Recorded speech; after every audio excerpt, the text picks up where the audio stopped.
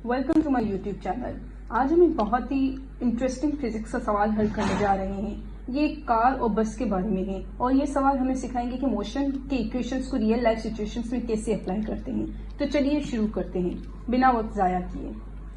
हमारा सवाल ये है, एक कार ट्रैफिक सिग्नल पर रुकी हुई है। जब लाइट ग्रीन होती है तो कार 2 मीटर पर सेकेंड स्क्वायर की कांस्टेंट एक्सीलरेशन के साथ आगे बढ़ती है। उसी वक्त एक बस जो 10 मीटर पर सेकेंड की कांस्टेंट स्पीड से चल रही है कार को ओवरटेक करती है। हमने दो चीजें मालूम करनी है, एक स्टार्टिंग पॉइंट से कितनी दूरी पर कार बस को ओवरटेक करेगी और बी में हमें मालूम करने के लिए कहा गया है कि उसी वक्त कार की स्पीड क्या होगी। तो सवाल हल करने से पहले सबसे जरूरी काम है कि सारी दी हुई डेटा लिख लेना, इससे कैलकुलेशन आसान हो जाएगी हमारे लिए। सो कार के लिए इनिशियल वेलोसिटी जो है वो 0 मीटर पर सेकेंड, क्योंकि कार रुकी हुई थी। एक्सीलरेशन जो है वो 2 मीटर पर सेकेंड दी गई है सवाल में।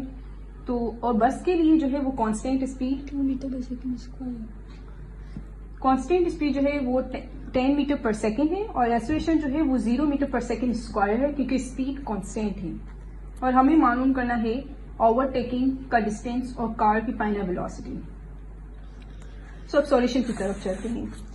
इस सवाल को हल करने का मेन पॉइंट ये है कि जब कार बस को ओवरटेक करती है तो दोनों ने स्टार्टिंग पॉइंट से एक ही डिस्टेंस कवर किया होता है। चलिए इस डिस्टेंस को एस कहते हैं। हम दोनों के लिए मोशन की सेकेंड इक्वेशन यूज करेंगे जो है S is equals to V I T plus 1/2 AT square. Car के लिए उसके डिस्टेंस को S1 कहते हैं और हम आगे जाके बस के लिए वही डिस्टेंस जो है वो S2 से मेजर लिखेंगे। सो कार के लिए S1 is equals to V I T plus 1/2 AT square. हम जानते हैं कि वी आई जो है वो 0 है और ए जो है एक्सीलरेशन जो दी गई है वो हमें 2 दी गई है। सो हम वैल्यूज को पुट करेंगे। S is equals to V I की जगह हम 0 लिखेंगे और t को उसी तरीके से पुट कर देंगे और प्लस 1/2 एक्सीलरेशन को 2 लिखेंगे, क्योंकि एक्सीलरेशन हमें सवाल में 2 दी गई है और टी स्क्वायर को हम उसी तरीके से पुट करेंगे क्योंकि हमें टाइम नहीं दिया गया। इससे हमारे पास आता है s is equals to T square. इसे हम इक्वेशन 1 के नाम दे देते हैं।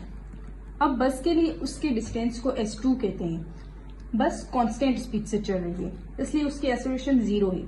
इक्वेशन सिंपल हो जाती है, s is equals to V T.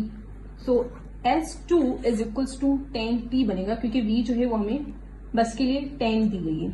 ऐसे हम इक्वेशन 2 का नाम दे देते हैं। क्योंकि कार ने बस को ओवरटेक किया है तो इसका मतलब है कि दोनों की डिस्टेंस बराबर है, इसलिए हम S1 is equals to S2 लिख सकते हैं। दोनों इक्वेशन को बराबर रखने पर हमारे पास ये आता है कि T square is equals to 10t। टी की वैल्यू मालूम करने के लिए हम इक्वेशंस को रीअरेंज करते हैं। सो टी स्क्वायर को हम उसी तरीके से लिख देंगे, minus 10t is equals to 0। तो हम लिखते हैं कि T square minus 10t is equals to 0। तो t को हम लिखेंगे उसी तरीके से और इस t को हम यहां लिख देंगे, माइनस 10 इज इक्वल्स टू 0। इससे t की दो वैल्यूज आती हैं, t इज इक्वल्स टू 0 और t is equals to 10। t is equals to 0 वो वक्त है जब दोनों ने एक ही पॉइंट से शुरू किया था। हम वो वक्त मालूम कर रहे हैं जब कार दोबारा बस को ओवरटेक करेगी। तो हमारा जवाब है t is equals to 10 second. Car bus को 10 सेकेंड्स के बाद ओवरटेक करेगी। अब हम पार्ट ए का जवाब दे सकते हैं। स्टार्टिंग पॉइंट से कितनी दूरी पर कार बस को ओवरटेक करेगी। हम दोनों distance equations s is equals to T square या S2 is equals to 10t में से कोई भी यूज कर सकते हैं। इन दोनों इक्वेशंस में से हम कोई भी इक्वेशंस को यूज कर सकते हैं क्योंकि दोनों का जवाब सेम होगा। चलिए S1 यूज करते हैं। S1 is equals to 10t square, sorry S1 जो होगा उसी तरीके से हम उसको पुट कर देंगे। जो t स्क्वायर हमें दिया गया है वो 10 दिया गया है, तो 10 स्क्वायर उसी तरीके से पुट कर देंगे हम। अब हमारे पास S1 की जो वैल्यू है वो हमें 100 मीटर मिली। तो कार बस को 100 मीटर की दूरी पर ओवरटेक करेगी। ये है हमारा पार्ट ए का जवाब। आखिर में हम पार्ट बी को हल करते हैं। उस वक्त कार की स्पीड क्या होगी। इसके लिए हमें कार की फाइनल वेलोसिटी मालूम करनी है। हम मोशन की फर्स्ट इक्वेशन यूज करेंगे और फर्स्ट इक्वेशन कौन सी है, Vf is equals to Vi plus 80। हम कार के लिए सारी वैल्यूज जानते हैं। इनिशियल वेलोसिटी जो हमें डेटा में दी गई थी वो Vi इज इक्वल्स टू 0 है।